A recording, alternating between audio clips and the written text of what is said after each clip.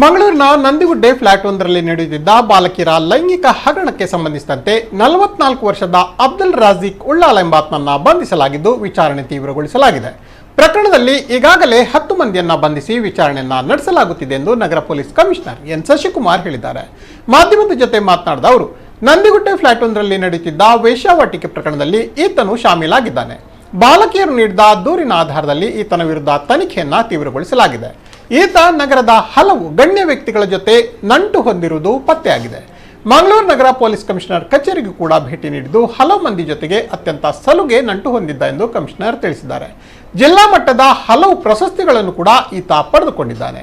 NGO ಸಾಮಾಜಿಕ ಸೇವಾ ಸಂಘಟನೆಗಳ ಮೂಲಕ ನಂಟು ಹೊಂದಿದ್ದ ಎಂದು ಕಮಿಷನರ್ ವಿವರಿಸಿದ್ದಾರೆ.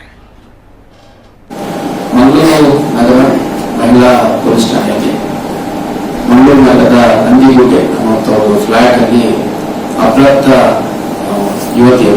ಬಾಲಕಿಯರನ್ನ ಇಟ್ಕೊಂಡು ವೇಶ್ಯಾವಾಟಿಕೆ ನಡೆಸ್ತಿದ್ದಾರೆ ಅನ್ನೋ ಹಿನ್ನೆಲೆಯಲ್ಲಿ ಮೊದಲಿಗೆ ಒಂದು ವೇಶ್ಯಾವಾಟಿಕ ಪ್ರಕರಣವನ್ನು ನಾವು ದಾಖಲಿಸ್ಕೊತೀವಿ. ನಂತರ ನಮಗೆ ಮೈನರ್ ಹೆಣ್ಮಕ್ಳನ್ನ ಇಟ್ಕೊಂಡು ಅಲ್ಲಿ ವೇಶ್ಯಾವಾಟಿಕೆ ಮಾಡ್ತಿರೋಂಥದ್ದು ಕಂಡುಬಂದ ಹಿನ್ನೆಲೆಯಲ್ಲಿ ಒಟ್ಟು 10 ಪೋಕ್ಸೋ ಪ್ರಕರಣಗಳನ್ನ ದಾಖಲು ಮಾಡ್ಕೊಳ್ತೀವಿ. ಇದರಲ್ಲಿ ಸುಮಾರು 15ರಷ್ಟು ಆರೋಪಿಗಳನ್ನ ಅರೆಸ್ಟ್ ಮಾಡಿದ್ವಿ.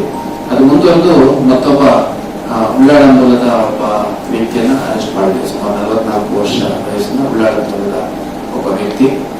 ಆ ವ್ಯಕ್ತಿ ಕೂಡ ಈ one of the minor girls ಹತ್ರ ಹೋಗ್ಬಿಟ್ಟು ಅವಳ ಜೊತೆ ಲೈಂಗಿಕ ಕ್ರಿಯೆಯಲ್ಲಿ ತೊಡಗಿದ್ದಾರೆ ಅಂತಂದು ಆ ಯುವತಿ ಆರೋಪಿಸಿತ್ತು, ಮತ್ತೆ ಅಪ್ರಾಪ್ತ ಬಾಲಕಿ ಆರೋಪಿಸಿತ್ತು.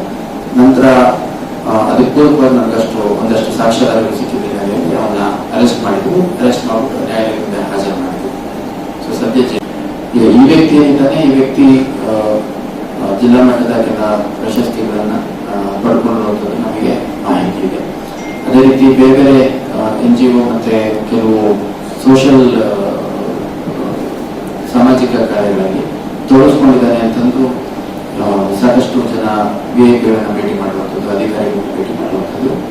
ಸೊ ನಮ್ಮ ಕಚೇರಿಗೂ ಕೂಡ ಭೇಟಿ ಮಾಡಿದ್ದಾರೆ. ನಾವು